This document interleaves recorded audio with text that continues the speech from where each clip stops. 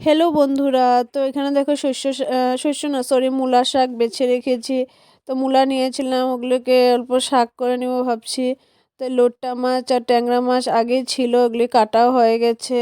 এখন নেওয়া হয়েছে খোলসা মাছ, জানি না তোমরা এটাকে কি বলো, আমাদের এখানে খোলসা মাছ বলে। তো এটা নিয়েছি, এখন সেগুলোকে কাটবো। তো ওগুলোকে মোটামুটি কাটা বেশি নেই অল্প করেই নেওয়া হয়েছে, তা কাটা হয়ে গেছে। এগুলিকে ধুয়ে এখন রান্না করব। ভাবলাম আজকে আমি রান্না করে তারপরে স্নান করব, এর জন্য রান্না বসিয়ে দিয়েছি। অনেকটাই কিছু আইটেম আছে, এর জন্য রান্না করতে করতে দেরি হয়ে যাবে বলে রান্না বসিয়ে দিয়েছি।